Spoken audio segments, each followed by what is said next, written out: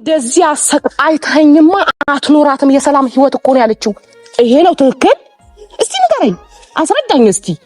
እኔ እኮ በቃ አልፈለገኝ የራሱ ጉዳይ ገደል ይባ ልጄን ይዤ መቀመጥ እኮ እችላለሁ አይደል እንዴ? እሷ ግን ያለችውን ሰምተሃል? እሱ በህይወት አይኖርም፣ ሰላም ሆኖ አይኖርም ለኔ ካልሆነ። ይሄ ነው እናትነት። ለእናት ለልጅ ያሰበችው እዚህ ጋር ነው። እኔ እኮ በቃ ለልጅ ካሰብኩኝ የራሱ ጉዳይ መጣም ሄደ ፍሬ የሰጠኝ መድኃኒዓለም ክብር ይስፋ ብዬ አመስግኜ ከልጅ ጋር እኖራለሁ። እሷ ግን ይሄንን ነው እያደረገች ያለችው። ከዛ ህይወት እንድትመለስ ነው ማድረግ ያለብህ አንተ። መውለድ እሷ ብቻ ናት እንዴ የወለደችው? አገሩ ላይ ያለው ምድሩ ላይ ያለው ሴት እሷ ብቻ ናት እንዴ? በነገራችን ላይ ስንት እናቶች አሉ አይደለም እንዴ? በስቃይ ነው። ይኸውልህ ስማኝ እባክህ፣ ማታውቀውን ነገር አታውራ። ገባ? ማታውቀውን ነገር አታውራ። ወንዶች እላያቸው ላይ እየተጫወቱባቸው በሚገርምና በስቃይ መከራቸውን አሳልፈው ወልደው ልጃቸው ፍሬን የሰጠኝ አምላክ ክብር ይስፋ ብለው ችግራቸውን ረስተው ወንዱን የራስ ጉዳይ ብለው ህይወታቸው የሚኖሩ ስንት ዓለም ላይ ጠንካራ እናቶች አሉ። ጠንካራ ናቸው እነሱ አልከርኩም። በቃ ስለዚህ እሷን ጠንካራ ትሁን። ወንድ ስር እየተከተለች ልጁን ካላጠፋሁት ብላ አትታገል ነው የምልህ። ገባ? አትታገል። በቃ ያንን ነው እየነገርኩ ያለሁት እንደወለደ። ለዛ ነው ለካ አብርሃምም ልቡ እንደ ሴቶች ጡት የተንጠለጠለ የሆነው የትኛዋን መምረጥ እንዳለበት ከየትኛው ጋር መወሰን እንዳለበት ግራ የገባው። ያቺንም ሳይ ይወዳታል። እዛ ባህር አገራቸው ላይ ያለው እንትን ውስጥ ተለክፈው ነው እንዴ? ይሄ ዋና ሲለማመዱ ምንድነው የሚባለው? የሆነ ወራጅ ወንዝ አላቸው አይደል? እነሱ ሀገር ሲዋኙ እኮ ሲለማመዱ እኮ አይተናል። እንዲህ መሃል ላይ እንጨት እየገደቡ እዛ ውስጥ ይሆን እንደ የተለከፉት የሴት ልክፍትና የወንድ ልክፍት ያዛቸው እዛ ውስጥ ይሆን? አንድ ሴት ካዩ ከዛ የሴት ጋራ ላጫቸውን የሚያዝረከረኩት፣ አንድ ወንድ ካዩ ከዛ ወንድ ጋራ ላጫቸውን የሚያዝረበርቡት ያለ ምክንያት እኮ አይደለም። እዛ ጫካ ውስጥ ተለክፈው ነው።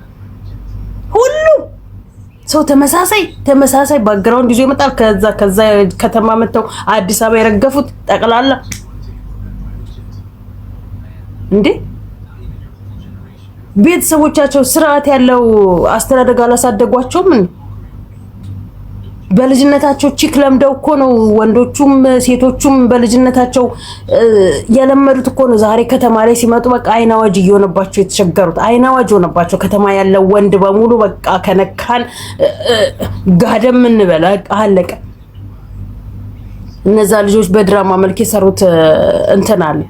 በቃ ከአንድ ወር በላይ አንድ ቺክ እኮ ምን ትሰራልኛለች? አንድ ወር ነይ ክላስ እንግባ። ክላስ ትገባለህ፣ ዋጋዋን ሰጣታለህ፣ እግርሽን ቢብለህ ትሸኛታለህ። አለቀ። ለትዳር የምትመች የምትሄድ ሴት ምን አይነት ሴት እንደሆነች እነሱ ስለሚያውቁ ማለት ነው። ጡትሽን ቂጥሽን ሜዳ ላይ ስለጣልሽ የምትወደጅ የምትፈለጊ እንዳይመስልሽ። ይሄ ሽንት ቤት ስትገቢ እዚህ የሚያክል ጥፍር ሰክተሽ እሱን ሽንት ቤት ስትገቢ እየነቀልሽውን የምትታጠቢ ዋና አቅሙ ያትታጠቡ ይሆን? እንደናንተ አይነት ሴቶችን የሚወዳችሁ የለም። አሳጥሩ፣ ጠፍራችሁን አሳጥሩ። አዎ ጥፍር ስለረዘም አይደለም ወንድ የሚመጣው።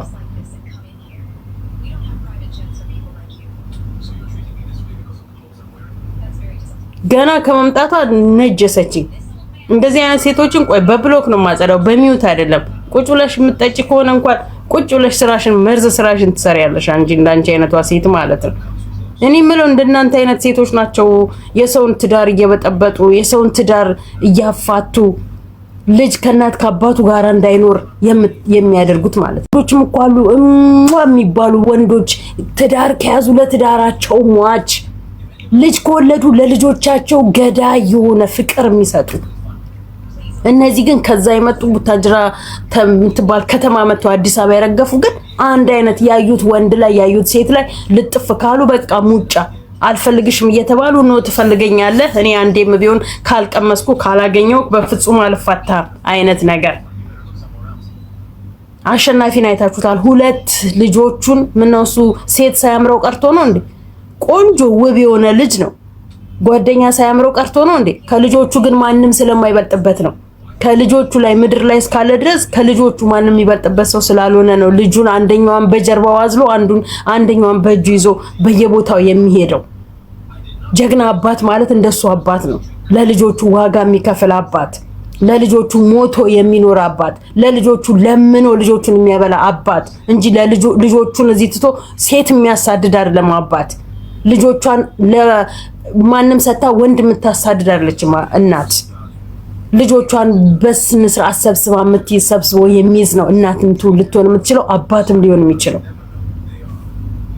በዛማ እበትም ትል ይወልዳል እኮ አይደለም የሰው ልጅ እበት በየቦታው ትል ይወልዳል ስለማያሳድግ በቃ ትሉ እበቱ እስከሚያልቅ ድረስ እዛ ውስጥ ይርመሰመሳል ከዛ በኋላ ይደርቃል አንዳንድ እናትና አንዳንድ አባት ልጅ መውለድ ብቻ እንጂ ማሳደግ ምን እንደሆነ ማታውቁ ሰዎች አላችሁ እየወለዱም ደግሞ ሰው እኛ ወደን አይደለም በሰዓቱ የኑሮ ውድነት እንደኛ ልጆቻችን እኛ ያልሳለፍነውን አዩ ብለን ነው ልጆቻችን ለእናት አባቶቻችን ጥለን ሀገር ቀይረን ሞትም እኮ ሊኖር ይችላል ተሰደን በስደት ዓለም ላይ ስንኖር ሀገር ውስጥ እያለን ግን ማንንም ሀገር ውስጥ እያለ ልጁን ለማንም የሚሰጥ የለም እኔ ከዚህ ብገባ ልጆቼን ለእናትና አባቴ ጋር አልተዋቸውም ምንም ሆኜ ምንም በቃ ከልጆቼ ጋር አኖራለሁ ያሳለፍኳቸውን ከልጆቼ ጋር ያላሳለፍኳቸውን የፍቅር ጊዜያቶች ከልጆቼ ጋር ሲሄድ ያሳልፋቸዋለሁ እነዛን የፍቅር ጊዜያቶች